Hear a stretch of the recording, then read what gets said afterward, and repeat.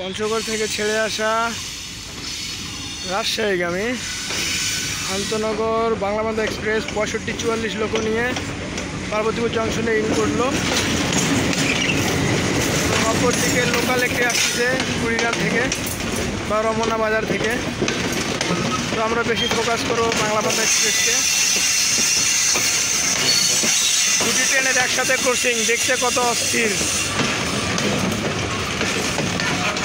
একটা broad gauge, একটা metre gauge.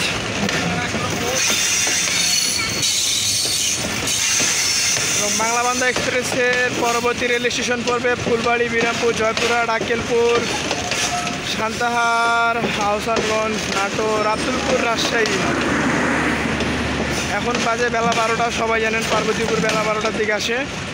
এবং অপর দিকে আরেকটা দেখতে পারবো সেম বাংলাবান্ধার মতো, কিন্তু ওটা বাংলাবান্ধা না, ওটা মিটার গেজ ছোটো লাইনের। এবং ট্রেনটি হলো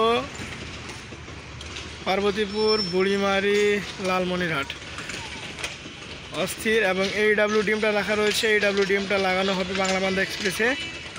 এবং এটি ট্রেনের দুটি বেকার ট্রেন। এটি হয়তো শাল্টিংয়ের জন্য এসে করতোয়া এক্সপ্রেস, সান্তাহার টু বুড়িমারি। এটি হচ্ছে করতোয়া এক্সপ্রেস সাদাটা।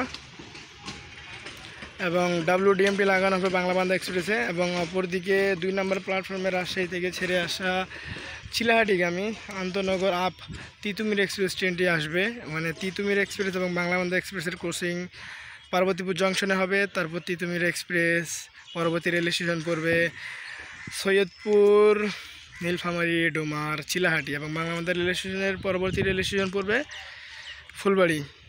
তো যারা যারা রাজশাহীর উদ্দেশ্যে যাত্রা করবেন তারা অবশ্যই নিজ নিজ প্ল্যাটফর্মে চলে যান, কারণ সময় খুব কম, তারপর রওনা দিবে।